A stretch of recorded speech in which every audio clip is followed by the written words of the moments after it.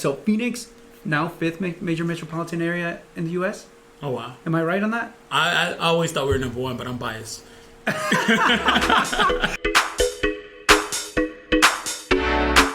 Hey, Charles, how you doing? Doing good, man. How about you? Awesome. I'm doing great, brother. So, all right, I really wanted to chat about this because I think everybody, I know you are thinking about how do you know you found a good deal, right? So Phoenix, now fifth major metropolitan area in the U.S. Oh, wow. Am I right on that? I always thought we were number one, but I'm biased. Well, you know what? If it makes sense, then yes, I would absolutely do that. So I remember this, right? So I bought a house a little bit over a year and a half ago, okay? And this is what we did. My wife and I, we were walking after, we were driving through a neighborhood that we've always wanted to move into, and we had just left soccer practice with my son, right? Okay. And there was a post on the house for sale, right? And I'm like, well, let's find out. Well, long story short, right? It had not been listed for sale just yet. So I have no idea, right? You know, we ended up getting it, but That's it awesome. was a heck of a deal. Let me tell you this: it was an acre home. We bought it for $325 after some negotiation. It came back appraised at $360. Wow.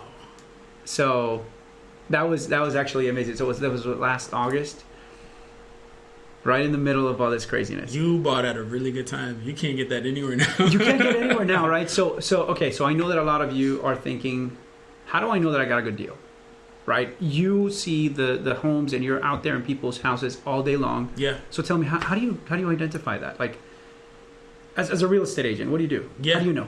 So I'm glad you prefaced it that way. Yes, my name is Charles. I am an agent. The way we preface, if I have clients that are just looking to buy a house, or just you. It's like what is good for you? What's a good deal for you? Because sometimes when we get caught up in the future or the past of real estate, like right now, the market's the way it is. So we kind of look at what it used to be and say, well, those houses used to be this much. Well, but that's not the reality, right? You think about what used to be. So, and then some people think about the future, and some people who are a little bit more pessimistic may say, well, this is going to happen, it's going to crash, and all this stuff's going to happen, like maybe one day, but probably not from what I see. But anyway, it's what's a good deal for you, right? So that's gonna be a conversation for another time, right? Yes. Yeah, right. So it's really about what's a good deal for you. What's the alternatives? Are you staying with your family and you don't want to be there anymore? Like, how much is that worth? I will pay extra to live by myself, right? Like it compared to renting if you're owning, things like that. So when I have, I tell my clients, and this is what I tell them, like, whether I'm not living there. Right. You're on the hook for probably 30 years if you're doing a 30-year loan. Right. You have to feel good about buying it. So even if you make this offer on this price, which may seem like a good deal, you got to go to that house every day. So it's all about what is it for you. Maybe you wanted an acre. Maybe if you didn't want an acre, no matter what the numbers are, it would suck because now you got to take care of an acre, and it's not a good deal, even though on paper it was a good deal. So, well, let me tell you, I bought an acre, and now I had to learn how to ride a lawnmower. I had to control gophers. I had to figure out, irrigation. My weeds grow faster than my bank account. That's funny. I realized that there's a whole lot more stuff, to repair on that house. You're making me think about, like, should I probably list it for sale? Because it's just a pain in the neck.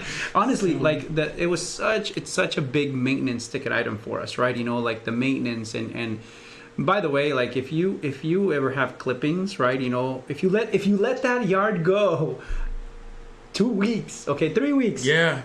You know how much clippings you got? Okay, the black bags that we get, I have like maybe 6 or 7 of them.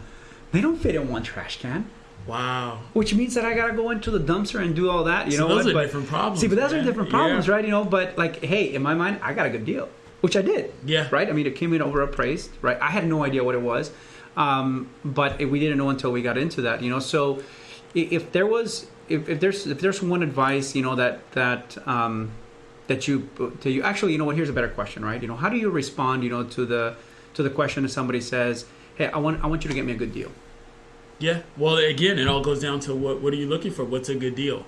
What area are you looking for? Because if you can get a $500,000 home and you're in the prime area like downtown Phoenix and you got a new build, or if you're in Scottsdale, if you're in like what is it, Queen Creek, that's a good deal no matter where you go if you can get that price. But it's what does the house look like? You might be looking at 1,600 square feet, and you may have a family, you may not have a garage, you may have carport, stuff like that. So it's what is a good deal, because how much money are you going to spend on storing your RV or putting your boat somewhere else, or your toys and the musical cars that you play if you have a teenager and all that stuff. So what's a good deal whole picture of what the buyer, the way I see it, is what the buyer is looking to accomplish with their move. Because typically money, not to say money is secondary, it's a big part of when you purchase and stuff like that, but ultimately what happens is you're moving because of a need. You need more space, you need less space, or you are downsizing for expenses sake, right. But you still need a certain amount of comfort when you're living, right? You want to have certain things. The kitchen needs to be, you want an open concept. You need an extra bedroom because somebody's coming to live with you. Stuff like that. So a good deal is all those things lining up. Yeah. So what I'm getting from this, right, is like, because you've helped hundreds of people through this process, right? Yeah. So the one thing that I'm picking up from it is that if you are trying to get a good deal, you have to figure out first what the purpose is going to be for your property, right? And secondary is what you are used to, right? And I think those are two things that will help you figure that out, because getting a good deal doesn't mean that, hey, you saved money, because there's been a lot of times where you'll save some money on a property, right, and then all of a sudden it has a pool. You're like, hey, great, I don't have to build the pool, but now I got to spend $15,000 repairing the pool. Okay. So you got yourself a hell of a deal, right? But did you now, right? So I think that for everybody's particular case, the idea of you getting a deal is going to be very variant with what you're used to and the style. 100%. Right? Now, the second part to that, right? Talk to me as a real estate agent, right? How what can you do to help somebody feel a little bit more comfortable in that purchase so they know that they're getting a better deal? What I do is before we even go out, whether it be an actual, a lot of times for my first time buyers, we sit down and we have a whole presentation about what's to come. But even if it's just a phone call, I always look at it, you have 4 resources. You have time, support, budget, and psychology. 4 fingers. So your time is how fast or slow you want to do it, right? Psychology. I was like, I had to count. But your time does play a role. So if you have a lot more time, you have a lot more. You can say no to a lot more things. That's but right. You have less options, the less time you have. And then support is going to be, sometimes people are helping you financially. Sometimes you're helping other people. Right. But at the same time, if there's people in your household, usually that support system, there's certain things you need to account for with the property. Typically, basic examples, more bedrooms. And then budget is budget. But psychology is really how all that stuff lines up. So when I'm talking to my clients, it's really about, let's figure this out first. Right. What you need, what you don't need, what you want versus what you need, all that stuff. And then the budget and having all that stuff line up. And then if we could find that, it's a good deal. By the way, I am tremendously impressed with the fact that you look at a whole picture, not just the money, because I think that, well, you would agree that if you've talked to a real estate agent, right, sometimes it can feel like, hey, all they want us to do is, purchase and put a house together, right? Like I as a lender, right, I talk to people all the time, and that's the sentiment that a lot of people will have. Yeah. So it's so refreshing to know that you really do look at the whole entire picture, right? And it's a very, very complex and very emotional transaction for you as a buyer. So it comes with a lot of stress and a lot of decisions to make. But you actually bring in that comfort, of like, hey, how does this all come together, right? Are you okay doing a transition into something like this? Because I've even had it to where people will qualify for a $500,000 house, right, because of the income that they have, but their expenses are just not there. So they kind of overbuy a house, right, thinking that they're getting themselves a great deal because of the price, but they don't really see what else comes with it.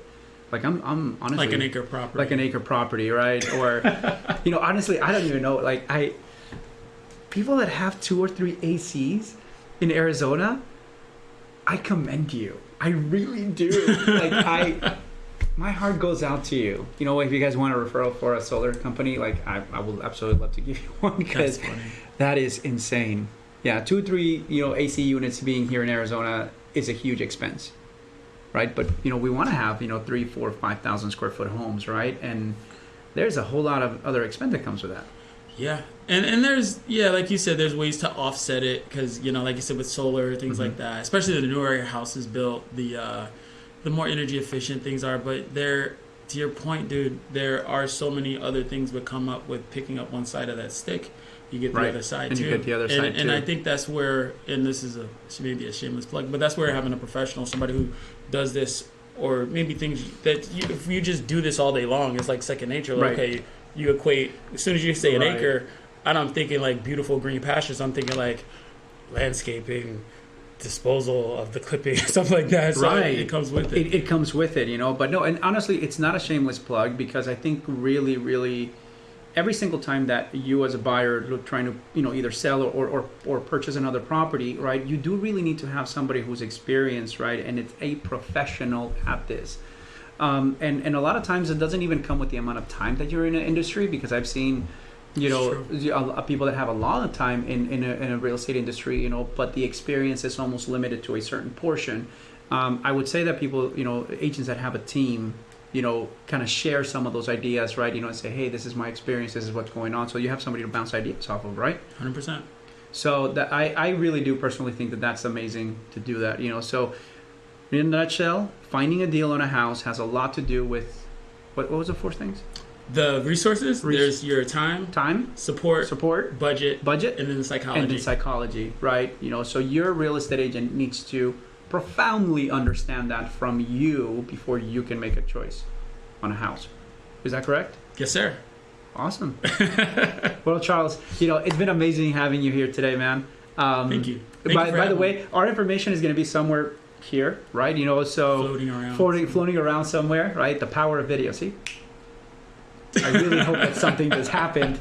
But anyways, super excited to try to help us, to help you, right? And obviously, it helps us, our families too as well, when we are able to help you achieve your goals and dreams. Any thoughts you want to leave them with? No, thank you guys for watching. And if you have any questions, just let us know. Awesome. Talk to you soon.